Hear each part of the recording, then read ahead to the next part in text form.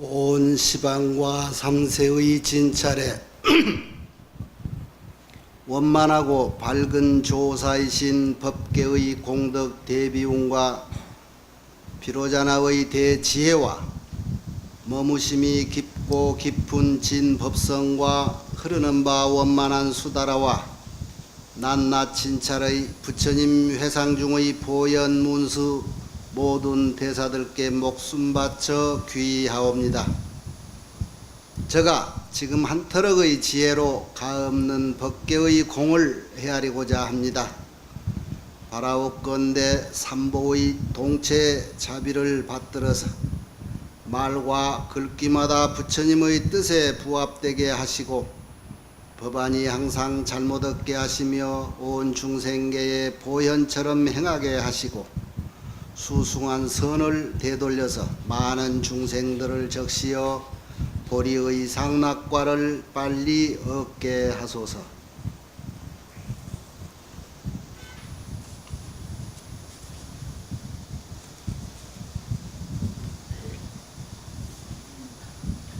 그 무더운 더위들을 어떻게 잘 이겨내셨어?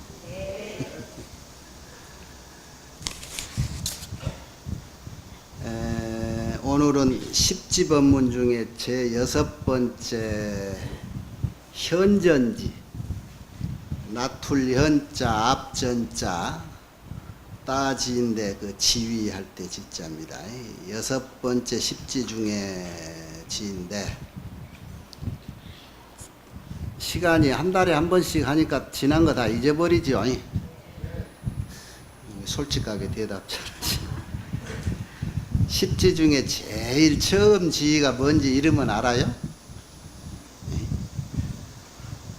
십지라는 것은 사면십성 그래가지고 성인의 위치인데 성인의 위치에 처음 들어갔을 때 마음이 어떨 것 같아? 굉장히 기쁠 것 같지 않아요? 성인의 지위라는 건 나도 이젠 성인의 반열에 오른다. 그래서 첫 십지 초지가 제1지가 환희지 그랬잖아요. 기뻐하는 것. 나도 이제 성인이 됐고 공부해서 수행해서 이만큼 이치 왔다 해서 환희로운 거예요. 그 기쁨의 순간은 어떤 공덕이 있는고 하면은 여러분이 무엇인가 성취했다든가 이루었을 때 아주 기쁜데 그 기쁜 순간에 여러분이 한번 생각해 봐요. 내 머릿속에는 어떤 생각이 들었지요?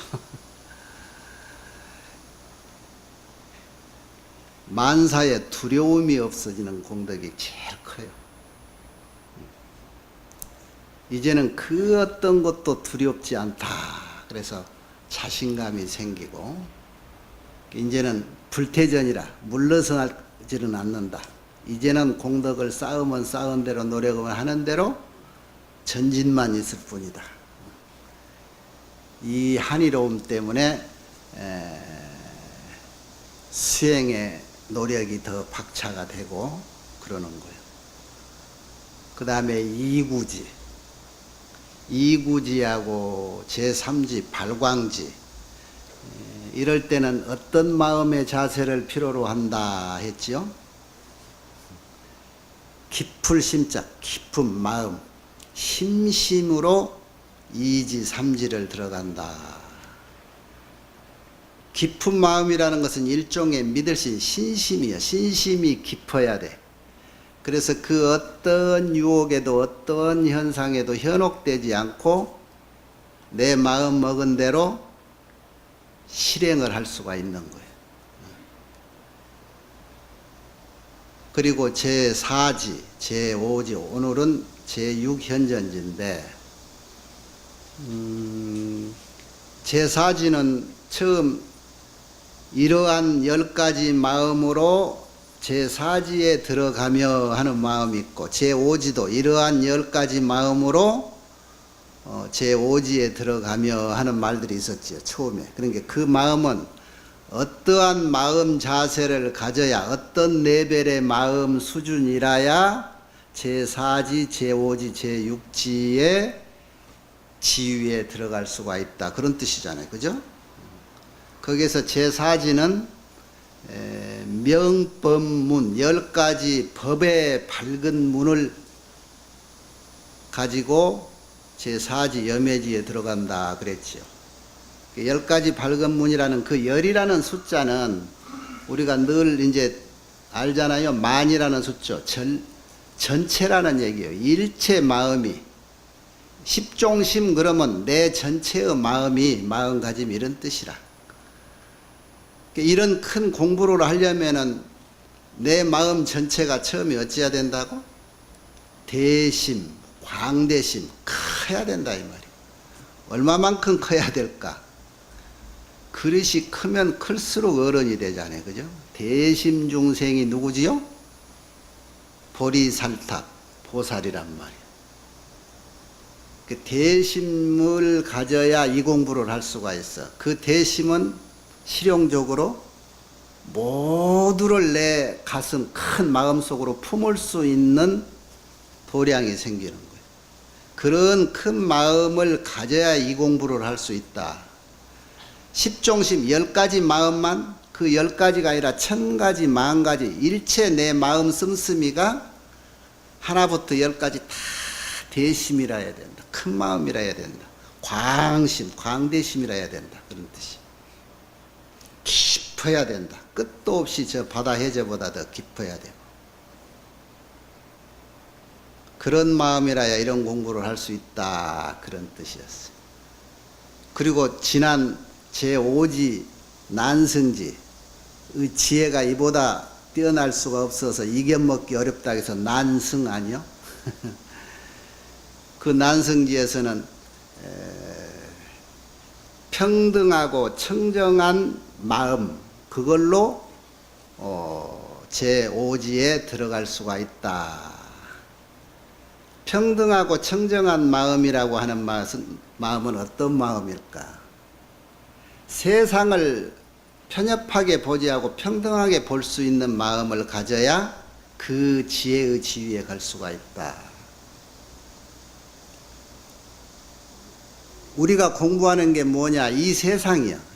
이 세상을 뭐라고 그랬죠? 법계라고 얘기했죠. 법계를 구체적으로 이렇게 직접 이제 수행을 해가면서 부딪혀 가려면 어떤 분류가 생기느냐 하면 공부하려고 하는 마음과 공부해야 될 대상이 생겨요. 그래서 법계를 이렇게 공부를 해 나아갈 때 두 가지로 분류를 하자면 능소라고 하는 분류법이 생기는 거예요. 능은 뭐냐? 능이 무엇을 하는 쪽이야. 주체죠. 소라는 것은 그 대상이에요. 경계. 그래서 이 법계를 그냥 법이라고도 표현하고 이 온통 법계가 일심을 의존했다고 해서 일심의 세계라고도 우리가 많이 들어봤지요. 그런데 이렇게 공부하는 쪽에서 이제 구체적으로 분류를 해보면은 심과 법을 이렇게 분류해서 해서 심은 능징지심이라 능이 증득해 가는 마음의 주체를 심이라고 그러고 법이라고 할 적에는 거기에서는 소증지 법이라 그래. 법은 경계로 표현을 해. 그러니까 내가 무엇인가 공부에 가는데 그 공부에 가는 대상이 법이요 공부에 가는 쪽이 심이라. 그래서 능소를 이렇게 이제 분류를 하는데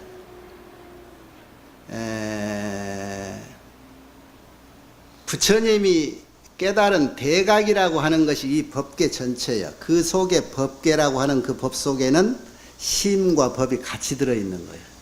그래서 그것을 법성이라고도 그래. 그래서 공부해 가는 쪽은 지혜로 내가 공부해 가는 내 레벨만큼의 지혜로 이 세상을 알아가는 거예요. 부처님이 깨달은 내용은 온 세상을 알았다고 하잖아요.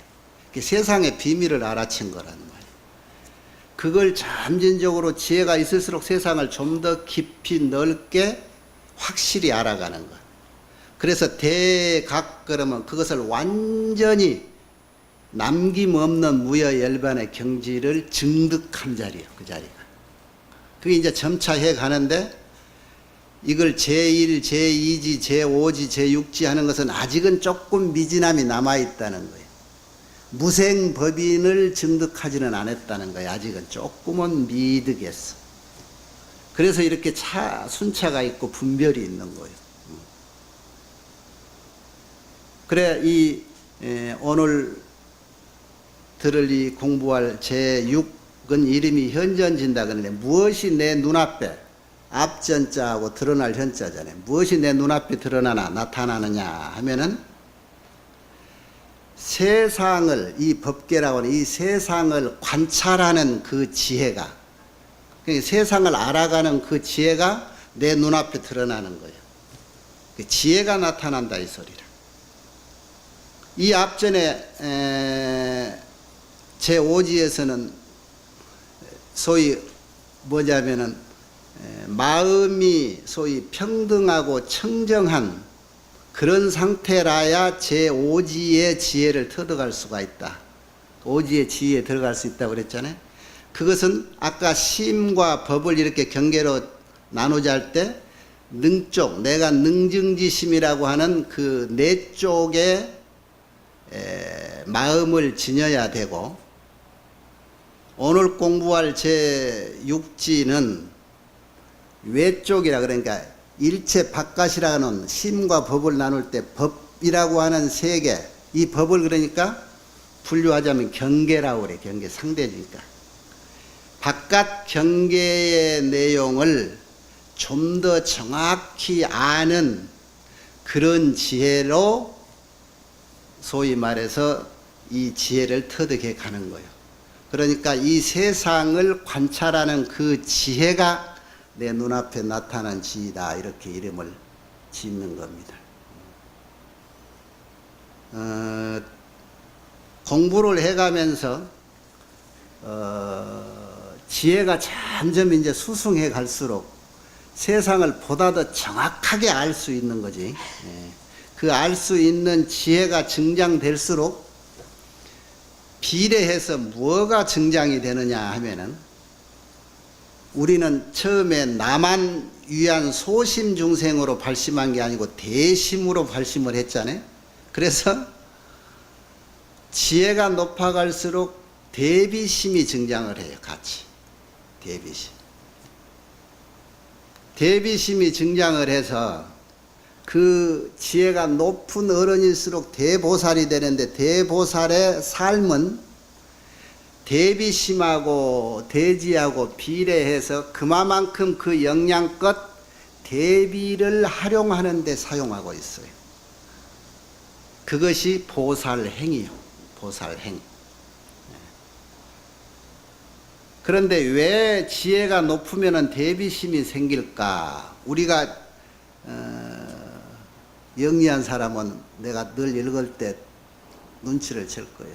이런 공부를 할 때는 무슨 현상이 나타나느냐 할 때 대비가 위수라 그랬어. 큰 자비심이 대비심이 으뜸에 생긴다. 그러면 지혜가 높을수록 대비심이 먼저 생기는데 그 대비심은 중생을 어여삐 여기는 마음이란 말이에요. 그래서 대보살은 생사의 부주요 열반의 부주라. 생사에도 머무지 않고 열반에도 머물지 않는다 하는 말이 많이 나오지요. 이제 여러분은 이 환경을 잘 보면 어떤 경전을 읽고 누가 법문을 해도 이해가 쉽게 돼. 이게 가장 심오하고 원칙적인 경전, 부처의 말씀이기 때문에. 생사에 머물지 않는다는 것은 우리가 사는 이 사바세계에 머물지 않아. 왜? 지혜가 뛰어나기 때문에. 그 지혜는 무엇을 알아챘을까? 우리가 사는 이 온 세상은, 이 사바세계는 원래 존재하지 않는 거다, 공한 것이다 라고 하는 것을 지혜로 깨달았어. 그래서 이 세상에 있는 그 어떤 것도 집착할 것이 아무것도 없는 거예요. 그래서 이 지혜를 얻고 나면은 세상이 공하다는 이치를 알아버렸기 때문에 세상에 머물러서 집착할 일이 없다. 그래서 부주생사라. 생사에 머물지 않는 거예요. 그만큼 세상에 이 생사가 있는 이 세상에 그 지혜를 깨달은 대승보살은 자유롭다는 거예요. 무장애하다는 거예요. 장애가 없다는 거지. 그 깨달았기 때문에. 열반에 머물지 않는다는 뜻은 뭘까? 그러면 생사에 머물지 않으면 당신이 저기 당신들 사는 데서만 살아야지 왜 이 세상에 와 있는가? 당신들만 살 수 있는 세상, 지혜가 뛰어나서 깨달은 사람만이 살 수 있는 세상이 열반의 세계지요. 그죠? 그런데 그 열반의 세계에도 머물지 않는 뜻은 뭘까? 대비심 때문에 그래. 그 지혜로, 뛰어난 지혜로 중생 삶을 보고 있는 거예요. 세간사를. 그럴 때 저렇게 모르고 앞뒤 모르고 헤매고 얽히고 설키고 힘들어하는 저 중생을 볼 때 내가 나는 그 자리 졸업했노라 그러고 나만 편히 살 수가 없어. 그런 연민의 마음이 대비심이야. 그래서 세상으로 다시 돌아와 생사로. 그래서 세상이 필요한 요소에 그 자리를 지켜주는 선지식이 되는 거예요. 그게 보살이야. 그런 마음이 대비심이고, 그래서 그런 마음의 소유자는 부주열반이라 열반에도 머물지 않는다. 그래. 이해되지요? 이게 보살행이에요. 보살행. 그런 보살행을 우리는 지금 닦아가는 거야. 자꾸. 자, 여기에 이제 어느 때와 마찬가지로 제5지 법문을 듣고 보살들이 그 법문을 훌륭하다고 먼저 칭찬을 하면서 그 다음 법문을 해주시오 하는 것이 전례와 똑같이 나와요.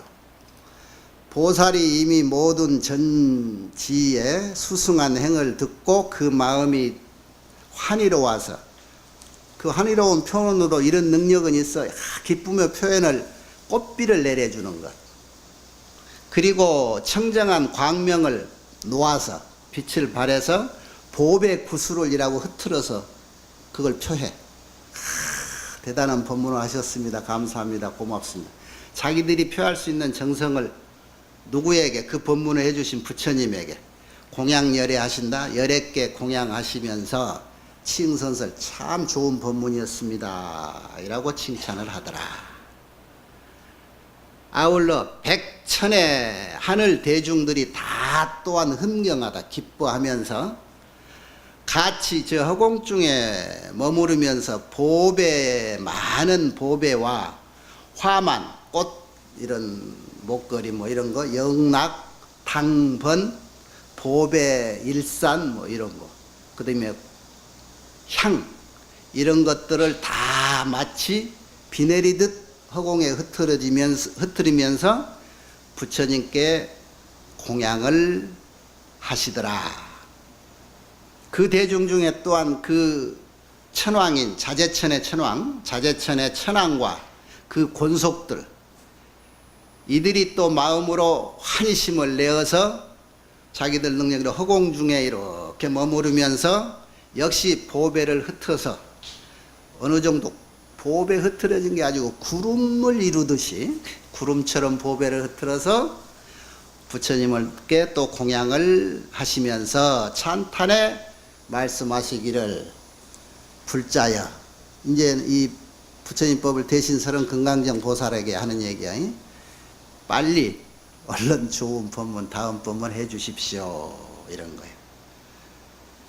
그 다음에 또 칭찬하는 대중의 한 무리가 있는데, 무량천녀들, 끝없는 하늘, 여자 여자 쓰는 게 천녀들. 지금 오늘 법회를 나왔다고 한달 만에 빨리 좋은 법문 해주시오. 과거에도 좋은 법문 했습니다. 라고 여러분이 좋은 옷을 입고 좋은 화장을 하고 꾀꼬리 같은 목소리로 노래를 불러준 바라밀 합창단 같은 이 천녀요.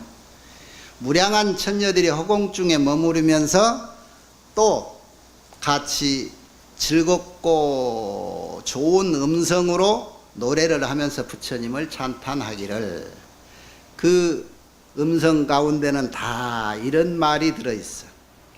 부처님 말씀은 능히 번뇌의 병을 제거한다. 이 처녀들도 이런 정도로 다 아는 분들이요. 법성이라는 것은 본래 공적, 적적에서 모든 상이 없기를 마치 저 허공 가운데 분별 없는 거하고 같아. 허공에 분별이 없다 소리는 그 허공이 누구는 오고 누구는 가라 하는 게 없죠. 새는 날고 비행기는 날지 마라 그런 것도 없지요. 새도 날고 비행기도 날고 사람도 능력만 있으면 날라라. 그게 허공이 그런 거예요. 부처님 법문 중에요, 허공의 비유가 굉장히 많습니다. 바다의 비유와 허공의 비유가 많은데 이 허공이라는 것이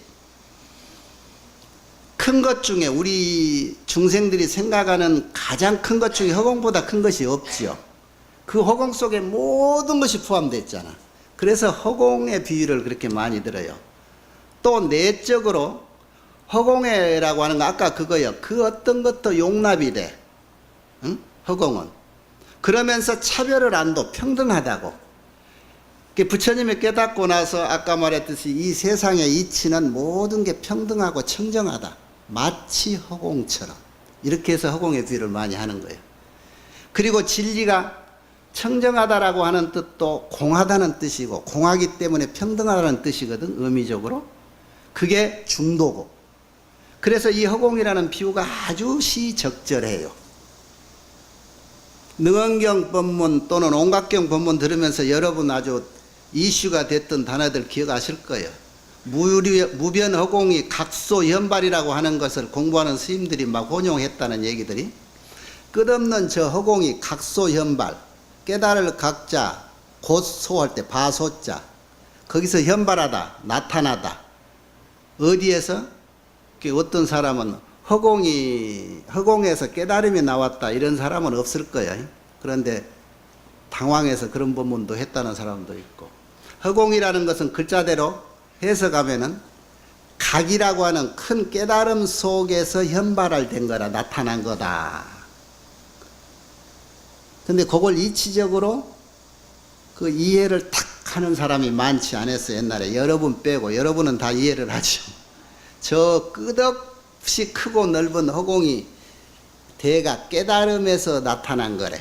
어떤 것이 더 커요? 공생대각 여해일적이라고 그런 말들이. 저 허공이라는 것이 대각에서 생겼대. 큰 깨달음에서. 마치 큰 바다에 한 방울 물과 같다. 그게 무슨 뜻이냐면, 세상을 알아버리는 대각 큰 깨달음의 위치에서 보니까 우리가 끝도 가도 없이 크다고 넓다고 보인 저 허공이 마치 저 바닷물 한 방울에 불과하더라. 부처님이 보는 세상이 이러는 거예요. 이 허공의 비유가 이렇게 크고 광활하게 우리 중생 눈에는 보이지만 부처님의 깨달음 속에서 보면은 저 바닷물 한 방울에 불과하다. 그러면 허공이 얼마나 클까? 부처님 당시에 이런 법문을 들었겠다? 그 제자들이 허공은 자로 몇 자일까? 키로로 몇 킬로일까? 과학적인 계산을 하겠지. 요즘 사람들 말하자 한 태양계는 크기가 얼마나 클까? 그렇게 따지면 20개 태양계는 크기가 얼마나 되고 거리가 얼마나 될까? 이 끝이 없겠지. 그렇게 질문할 때 부처님이 무슨 법문을 하셨지요? 쓸데없는 짓 너가 하지 마라. 그렇게 해서 너희들이 알아질 자리가 아니다. 독화살을 맞은 놈이, 이 독은 저 독화살 쏜 놈이 누구며 뭐 때문에 쏘았고 독은 무슨 독을 넣었고 어째서 나를 맞췄으며 하는 서로기 다 알아보기 전에는 이 화살 빼지 않으려고 하는 놈하고 똑같다. 네? 여러분은 허공이 그런 이치고 공이라는 게 그런 거구나 이렇게 알고 수행에 나가면 점차 자기 지혜의 레벨에서 보여. 그런데 여기 앉아가지고 아까 같이 화살 쏜 놈이 누구냐고만 이라고 알아오라고 하지 마란 말이야. 그런 얘기입니다. 마치 허공이 분별 없는 것과 같고, 그래서 모든 취착을 초월해서 언어도가 끊어졌다. 그리하여 진실하고 평등하고 항상 청정하다. 무엇이? 법성이. 이 세계가. 만일 능히 이러한 법성을 통달했다고 할 것 같으면은 어유어무의 신부동이라 유다 무다 하는 동에 마음이 동요치 않을 것이다. 이것도 말은 쉬운데 여러분이 이해하기는 어려울 거예요. 유에 무에 마음이 동하지 않을 수 있어요, 여러분? 그런데도 세상을 구원하기 위해서 항상 부지런히 수행을 하나니 누가? 보살이. 이들이야말로 차 불구생이요 진불자라. 부처님 입으로 탄생한 진정한 불자다. 어떤 사람이 부처님 입으로 탄생한 이들일까? 부처님이 법문을 입으로 하시지요? 부처님이 입으로 설한 법문을 듣고 수행해서 깨달아가는 불자가 부처님 입으로 태어난 불자다 이 말이에요. 진불자. 여러분 부처님 법문 듣고 여러분이 탄생한 사람들이라 여러분 부처님 입으로 태어난 사람들이에요. 유무에 부동하다. 마음이 부동하다. 이게 굉장한 법문인데 이건 무엇이냐? 그동안에 여러분이 법을 깨달았으면 세상에 내가 뭐라고 그랬어? 큰 사견은 두 개다. 있다 없다. 그게 사견이에요. 있다라고 하는 것도 그렇다면 정답이 아니고 없다라고 하는 것도 정답이 아니라는 얘기잖아요. 그러면 정답은 뭐예요? 정답은 있다. 그것도 정답이요. 없다. 그것도 정답이요. 그 정도는 아시지요? 유무의 신부동이라 있다 해도 마음에 동요치 않고 없다 해도 왜? 이거는 있는 거고 이거는 없는 거니까.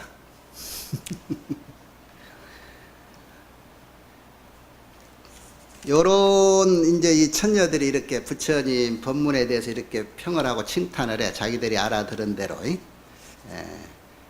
여기에 이제 또 십바라밀에 대해서 되는데 그러기 때문에 이런 보살들은 이렇게 부처님 입으로 탄생한 진불자들은 모든 상을 취하지 않으며 보시를 행하고 악을 본래 악이라는 것이 없어. 그러니까 본래 악이 끊어져 있는데도 굳이 계를 지키고 보시를 하는데 상에 집착하지 않고 하니까 원래 상이 없는데도 보시를 한다. 보시지게.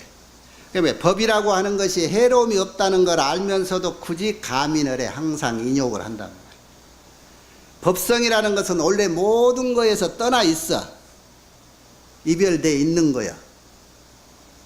그런 줄 알면서도 부지런히 정진을 해. 모든 것을 다 이겨내서 그 자리는 초월해서 무장애인 입장이면서도 중생세간에서 생사에 머물면서 이렇게 정진을 하고 이렇게 보시를 하고 바라미를 행한단 말이에요. 왜? 무슨 목적으로?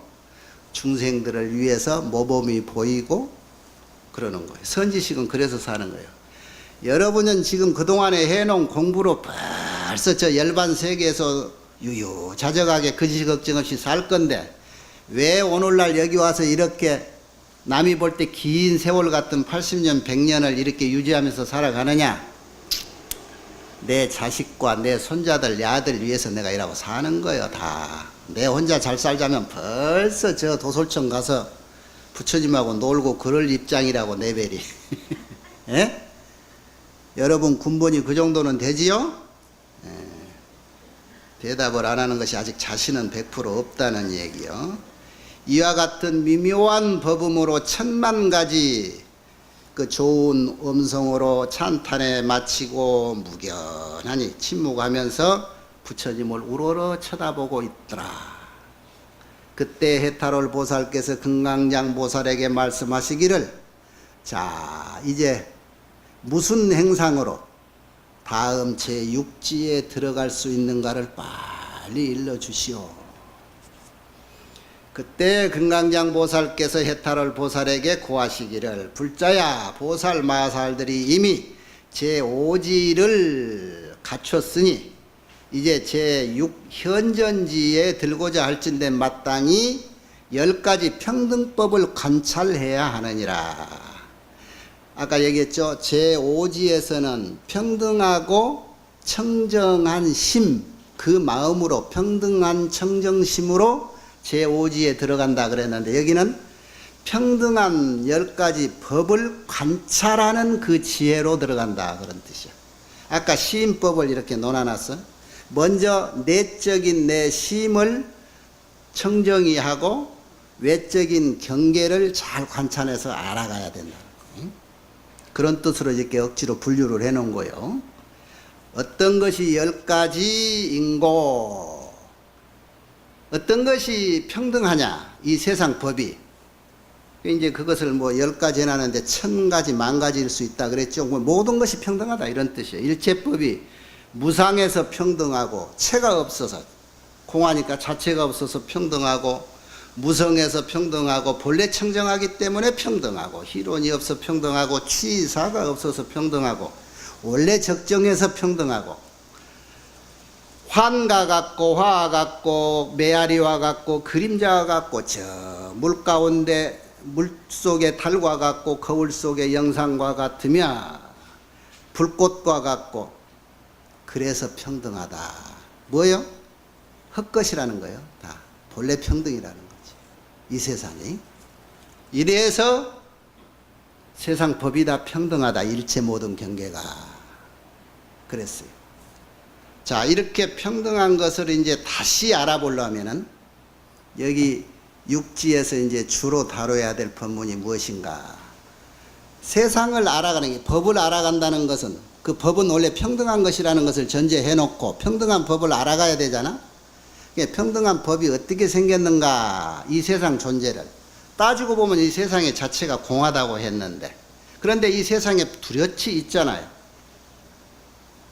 이걸 어떻게 이해를 해야 되느냐? 세상은 자 먼저 공부합시다. 무엇로 형성됐죠? 연기로 이루어져 있다. 이게 부처님이 깨달은 내용 세상이에요. 세상의 비밀의 핵심이 뭐더라? 부처님이 깨닫고 보니까 아 연기더라. 연기라는 정의가 뭐예요? 상대적인 거예요. 이것이 있으므로 저것이 있고 이것이 없으니까 저것도 없어지더라. 그렇게 봐서 결론을 먼저 내리자면 이 세상은 일체 모든 것들이 절대적인 것은 하나도 없어요. 연기라고 하는 것은 절대적을 인정하지 않는 거예요. 절대적인 건 없다. 그러면 어떻게 형성됐느냐? 무엇인가 있을 수밖에 없는 소위 말해서 그 조건이 있었어. 그 조건 지어진 것 그거야 하나고 그 다음에 상대적인 것 상호 의존적인 것 상대적인 것은 이해되겠죠? 상호 의존이다. 존재 가치가 여러분 몸뚱이는 뭐예요? 오음성이죠. 오음. 오음으로 이루어졌지요. 색수상행식으로. 이건 뭐야? 상호 의존해서 존재하고 있는 거예요. 잠깐 존재하는 것이. 그런 게 이 물체를 존재라고 볼 때는 상호 의존적이에요. 세상의 모든 것은 이렇게 불과해. 상호 의존적이더라. 상대적이더라. 그런데 우리가 지금 애매모호한 게 하나 있어. 무엇인가 조건 지어져 있는 것이 있더라. 자, 연기를 파헤쳐 보면 이제 이게 이해된단 말이에요. 연기. 시작이 있었을 거 아니에요, 시작이. 근데 연기의 시작이 어디서부터지요? 그동안에 공부를 다 헛거해서 이거는 여러분이 입문했을 때 불교에 처음 있을 때 기초 교리의 삼법인 사성제, 팔정도, 12인연 다 배웠잖아요. 연기 중에 뭐 만연기, 천연기도 있겠지만 대표적인 거 핵심적인 게 12연기란 말이에요. 부처님이 직접 설해놓은. 세상이 원래 차별이 없고 분별이 없는데 12가지로 분별해서 연기를 이렇게 이해시켰어 부처님. 연기라는 것은 처음이 어딜까요? 왜 이렇게 벙어리일까? 공부를 날이 하도 더워서 다 잊어버렸는가 봐. 연기의 시작이 어디지요? 에? 둥그런 도롱태 시작이 어디요? 없지. 그 연기의 시작은 없어. 그 시작도 없는 것이 지금 있을까?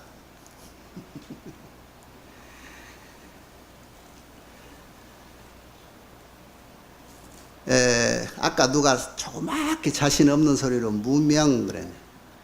우리가 무명이라고 하는 것을 이제 가상해서 딱 시작을 해보자고요. 나중에 끝이 연결되면 시작이 없어져요.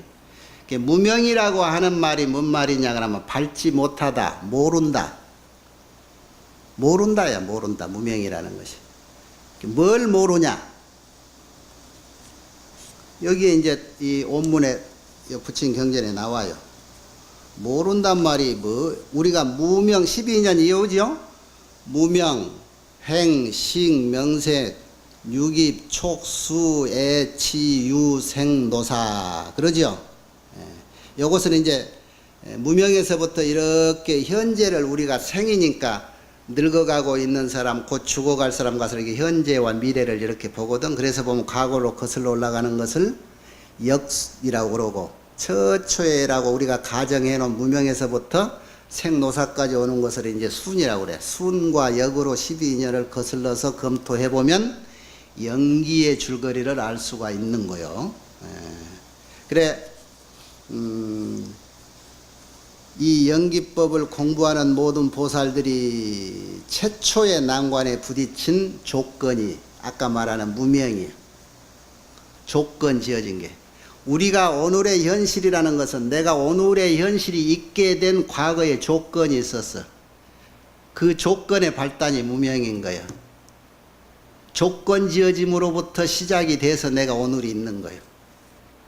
그래서 세상을 부딪힐 때 결국은 상대적으로 부딪혀. 거기에서 치사가 일어나. 거기에서 갖은 애증이 생기고 그러는 거예요. 이게 줄거리는 그런 거예요. 그러면은 무명이라고 몰랐다. 뭘 몰랐을까? 보살 마살이 이런 생각을 한다. 제1의제의 불효고로 명무명이라. 제1의제를 몰랐다. 제1의 지혜, 진리. 제라고 하는 것을 뭐죠? 고제, 집제, 멸제, 도제할 때 제짝에 진리라는 뜻이거든.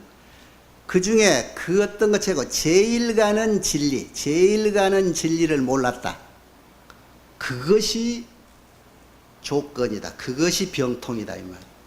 그러면 제일 가는 지혜는 뭘까요?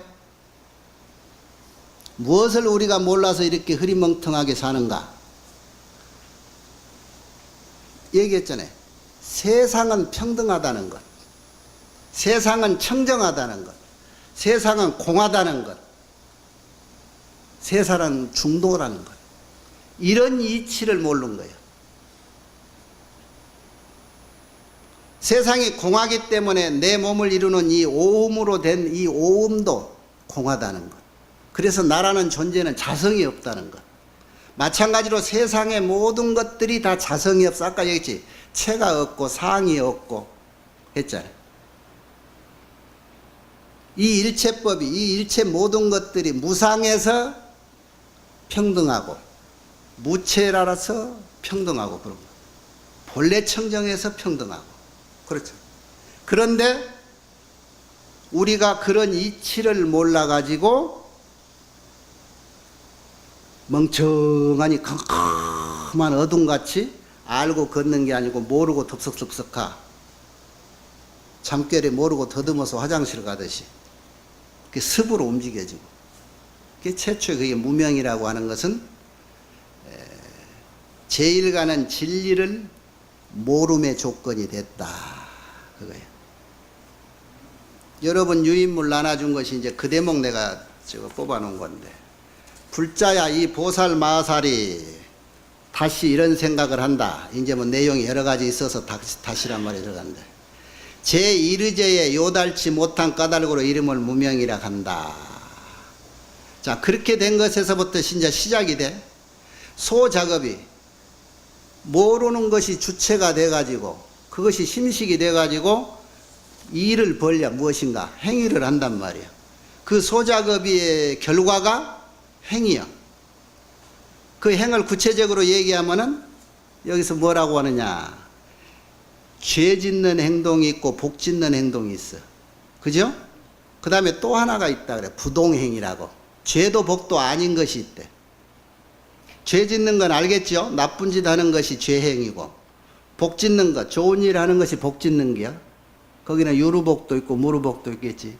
부동행이라는 게 뭐냐면 특별히 중생에게 복도 되지 않으면서 죄도 안 짓는 그런 행인데, 늘 얘기하지만 부처님은 이 자리에 갈 이유가 없다 그래. 수행자는 이게 부처님 당대 성불 직전에 스승 노릇 했던 이들이 저 팔선천에 갔던 이들, 이런 이들이 부동행자예요. 어디 세상 복잡한 일에 관여하지 않고 자기만 오롯이 오래 살고 건강하게 끝까지 잘 먹고 잘 살겠다는 이들, 이게 부동행. 이건 재미가 없는 거야. 세상은 재미가 있어야지 살지. 부처님은 이걸 늘 경계했어. 부처님이 세상을 알고 보니까 그거 사는 건 사는 게 아닌 거야. 그래서 부동행은 그 판란 중에 천재로 쳐줬어. 이거는 판란 속에 하나야. 이거는 사람이 처음에 목적을 잘못 가지면 이렇게 가요. 여러분 중간에 여러 번 수차례 얘기했죠. 이거 부동행은 성북동 담 높은데 혼자만 잘 살겠다 하느니 그들이 부동행을 하거든요. 여기 소작업 결과가 이 행위라 하는 것은 그게 복행도. 이게 이제 모르면서 저지르니까 좋은지 모르는지 모르고 하는 거예요. 그런데 남이 살다가 보니까 선한 행도 하고 악행도 하고 그러는 거라. 그 다음에 이 행위 의지하는 최초의 마음이 심식이라고 그래. 마음. 이거 여기서부터 식심이라고 그래. 오음 중에 색성, 향미, 촉법 할 때 색과 명이 달라져. 명이 식이라. 그 다음에 이제 이 식이 뭘로 생기느냐 하면은 사치온이 오온 중에 4가지 온으로 이렇게 형성된다고 그러니 그게 합쳐져 가지고 오온이 돼 몸뚱이가 된다고. 그런데 이것이 이름만 있고 색만 있는 것, 그걸 명색이라고 그래. 행식 다음에 명색. 명색은 이 몸뚱이가 아직은 그냥 이것이 사람이다 이렇게 분명하지 않는 애벌레 이전에, 사람이 태아에 들어가서 사람으로 비유하자면은 아직 저것이 눈, 코, 입인지 무엇인지 모르고 생김새가 이렇게 있을 때예요. 그런데 저것이 사람의 종자는 맞거든. 식이 들어가고. 그 이름뿐인 명색이 증장을 해. 점점 이제 성숙되면은 육처가 갖춰져. 육처가 뭐지요? 안입이 설신의 육근이란 말이야. 육근이 생김으로부터 뭐가 생길까? 근진식 12처 18개가 생기는 거예요. 안근이 생기면은 상대가, 이제 여기서부터 상대성이 자꾸 생기는 거예요. 이제 상대가 생기잖아요. 그게 안경이요. 그 안경을 뭐라고 그래? 그거를 색이라고 그러죠. 눈에 보이는 것은 색깔을 보는 거예요. 물체를 보는 거. 그 다음에 귀의 경계는 뭐예요? 소리. 색성, 향미, 촉법이라고 하는 경계를 안입이 설신이라고 하는 근이 상대해 가지고 무엇인가 식심이 일어나는 거예요. 그것이 육식이에요. 그래서 근진식 3개, 이 3개가 이 3분이 화합을 해서 뭉쳐 가지고 합심을 해서 이제 하나로 일을 저지르고 다니는 거예요. 최초에 이것들이 뭉쳐지니까 어떤 작용이 일어나느냐? 촉이에요. 이 접촉이네, 접촉을 하는데 앙근만 있어가지고는 접촉이 일어나지가 않잖아. 앙근이 있고 색 경계가 있고 안식이 있어야 이게 접촉이 일어나. 이제는 눈, 코, 입이 다 생겨서 이렇게 접촉 물체를 보든지 만져보든지 조금 느껴보든지 했잖아. 그러면 이제 마음이 작용이 생길 거 아니야. 촉이 공생, 같이 무엇을 유발을 하느냐? 수라고 하는 느낌, 이걸 받아들여. 접촉을 하면서 그 다음에 느낌을 받아들인다 소리는 뭐냐면은 딱딱하다, 부드럽다, 몰캉하다, 이걸 알 수가 있죠. 이게 느낌이라. 그 다음에 이 느낌으로부터 염착이 생겨. 이게 느낌이 오면은 이제 마음에서 무슨 작용이 일어나냐? 딱딱해서 싫다, 부드러워서 좋다, 이런 생각이 생긴단 말이에요. 달달해서 맛있다. 아이고 써서 싫다. 그래서 좋은 것은 집착이 생겨. 아이고 나중에 또 먹을 수는 없나?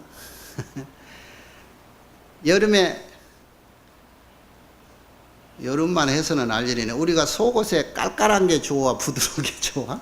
속 런닝 그 반스가 부드러워야 좋지요. 우리는 부드러운 것보다 모시옷 300 깔깔하게 풀에 입는 그것이 또 습관되니 좋더라고. 이 촉수가 전부 달라, 성향이. 부드러운 거 좋은 사람, 딱딱한 거 좋은 사람 있어. 이빨 좋은 사람은 따뜻한 음식 좋아하고, 이 없는 사람은 부드러운 복숭아 좋아하고 다 그러잖아요. 이게 촉수가 이제 이래 생겨. 그래서 염착이 생기는 거예요. 집착이. 그래서 그 집착이 생기는 것을 애라고 그래. 애가 탐욕이라, 애가. 사랑했자. 사랑을 좋아한다. 예수님이 중생을 좋아한다, 사랑으로 해라 하는 소리는 부처님한테 옛날 다 배워가서 그 사리를 생명줄로 알고 써먹고 있지. 그런데 좋아한다고 해서부터 이제 탐욕이 생기는 거예요, 이게. 그러니까 탐욕이 생겨서 좋아하면 그것을 내 것으로 만들어. 남 안 주고. 그게 취라, 취. 애취. 좋아하니까 내 것으로 만들고 너가 손대지 마. 그래서 세상은 이 좋아한다는 염심, 탐심 때문에 이 싸움이 일어나는 거예요. 서로 좋아한 거 지가 가져가려고. 조금 가졌으면 되는데 더 가져가려고. 그게 애착이 생겨. 그 이제 애착심이, 탐심이 점점 증장해서 내 것으로 만들어가는 욕심이 생기니까 내 것으로 만들어 놓으면은 그 다음에는 뭐가 남아. 이제 여기서부터는 새로운 것이 생기는 거예요. 여기까지는 좋은데 이것이 업이 돼. 인이 된다. 무슨 인이? 좋은 건지 모르고 나쁜 건지도 모르고 내 것으로만 만들어놨기 때문에 그것이 이 안에서 새로운 싹을 형성하는데 이것이 좋은 싹이 될 수 있고 나쁜 싹이 될 수 있잖아요.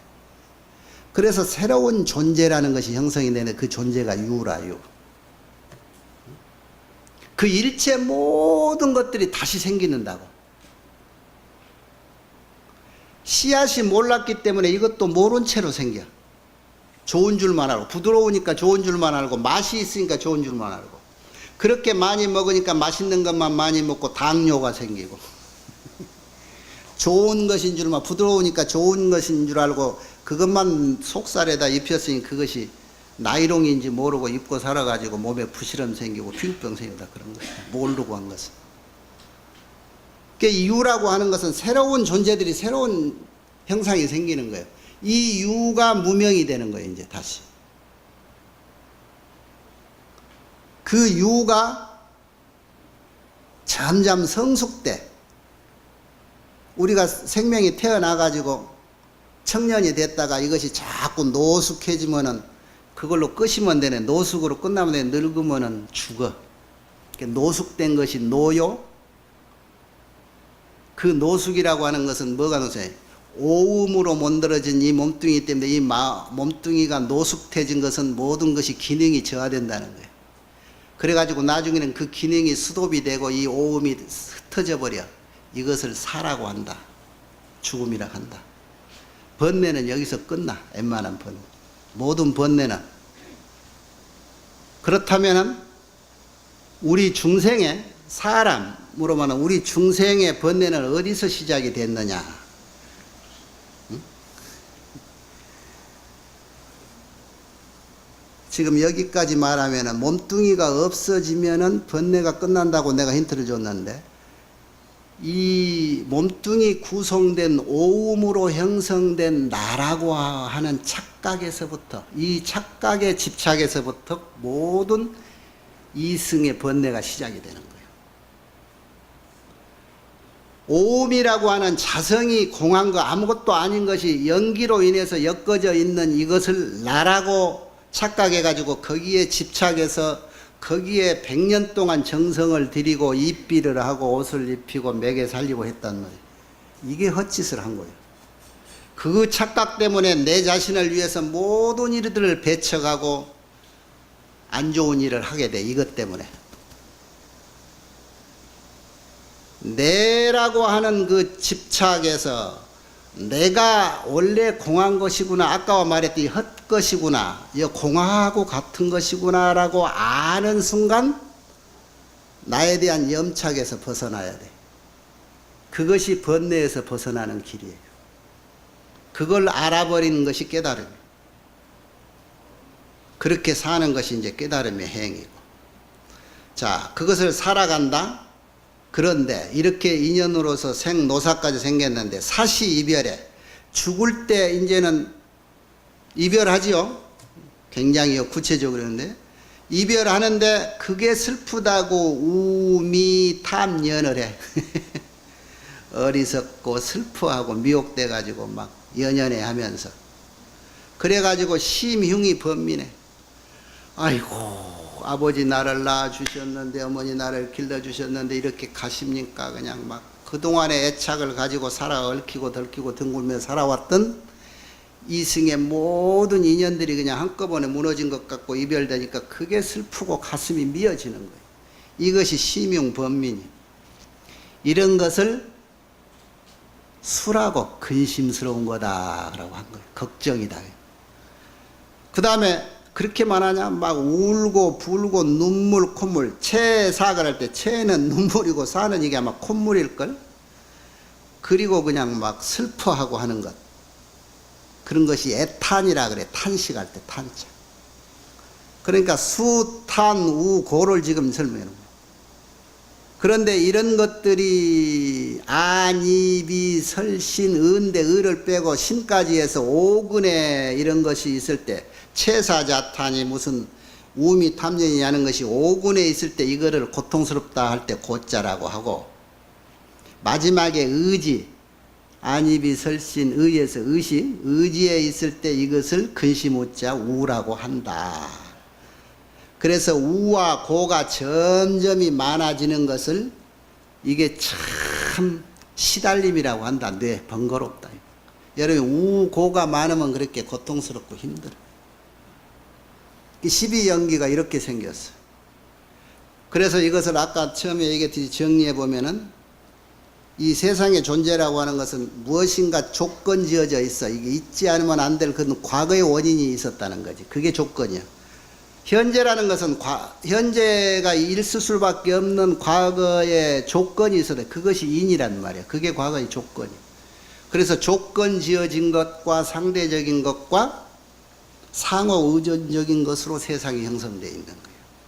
이게 연기입니다.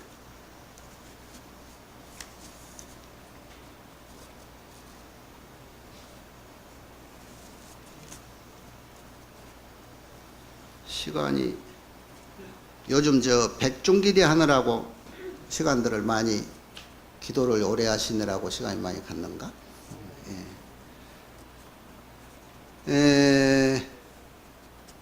12년 이해가 다 되시지요? 이렇게 이제 연기를 알고 보고 이 세상이 연기로 이루어졌다는 것을 알고 볼 때 이 세상에 이런 것 때문에 내가 고민해야 되고 슬퍼해야 되고 금방 이렇게 힘들게 살았는데 고통스러워야 되고 그렇다면은 이것을 이겨내고 벗어나려면은 무엇을 하면 되지요?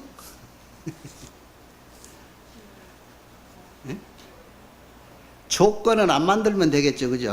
그냥 조건을 안 만드는 방법이 뭐가 있을까? 세상은 거의 나 중심으로부터 생기죠. 나라고 하는데 집착함으로부터 생겼다 그래.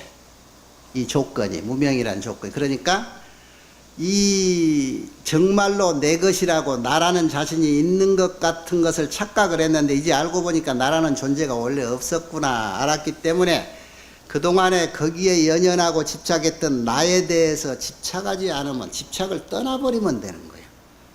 모든 세상의 번뇌는 나로부터 생겨. 나의 집착함으로부터. 그래서 나에 대한 집착만 끊어버리면 세상의 모든 번뇌는 없어진다. 오늘 이후로 내 몸뚱이 좀 빌려 쓰자고 하면 얼마든지 빌려 쓰라고 그래요. 갖다 줘. 그것이 사람은 그것이 최고인 양 이 세계에서 거기에 그냥 80년만 살 것도 100년까지 병원에서 뭐 호흡기 꽂고 살아가려고 버티고 하는 게 다 그거거든. 그 집착을 끊어버리면 세상은 장애가 있을 게 하나도 없다는 거예요. 자유로워. 연기를 부처님이 조금 어렵지만 세상에 진리라고 해서 연기를 부처님이 핵심적으로 이렇게 있는 그대로 깨달은 내용을 얘기해 주신 이유가 세상에 형성된 근본은 연기에서요. 그 연기를 알았으면 그 연기를 벗어나는 것. 연기의 정체를 우리는 알았으니까 거기에 우리는 걸리지 마라 그런 얘기. 연연하지 마라. 상대적이다. 우리가 가장 많이 쓴 게 현실은 상대적이라고 그러죠. 나 혼자 행복하면 되는데 갑자기 나보다 훨씬 돈 많은 놈이 곁에 와가지고 그냥 돈 자랑했어 하면 속이 들끓기 시작. 상대적이야. 그러니까 그 상대에 속지 말으라는 거야. 그런데 이때까지 그것만 보고 살았으니 그게 하루아침에 그 상대를 무시하고 살 수가 있을까? 궁금한 것도 없지요? 이제 여기에 전문으로 공부하는 이제 스님들이나 소장님들이 있으면 그 여기에 무한한 진리가 나와 이 연기법에서 상견이 뭐고 단견이 뭐냐 하는 것들이 유에 집착하고 무에 집착하는 이유들. 그 유무에 집착하는 거, 유에 집착하는 걸 상견 중에 하나라고 해요. 상견도 여러 가지라. 또 단견도 여러 가지인데 우리가 없어지지 말고 내한테 늘 있었으면 하는 거 있지요. 또 한면으로 나한테 있지 말고 항상 내 곁에 오지 말고 없어졌으면 하는 게 있어. 그걸 상견, 단견이라고 그래. 그런데 구체적으로 말하면 나한테 좋은 것은 항상 있으시오. 좋은 일만 있으시오. 나쁜 일은 나한테 오지 마시오. 고통스러운 것은 떠나고 싶고 즐거운 것은 갖고 싶고 그런 거예요. 그런데 그런 마음 자체가 즐거움의 자성이 공하고 고통의 자성이 공하다는 것을 알려준 이유가 거기에 속지 마라. 그러면서도 신발 신으면서부터 거기에 속아서 이용을 하려고 한다. 누가? 내가. 그런 내는 원래 없다. 항상 명심해야 돼. 항상 그걸로 싸움하다가도 막 욕을 하면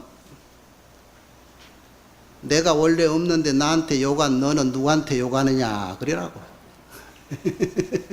근데 그것이 좀 지나치니까 요즘 조계종 저 꼭대기에서는 그것이 좀 지나친 사람들이 많이 있는가.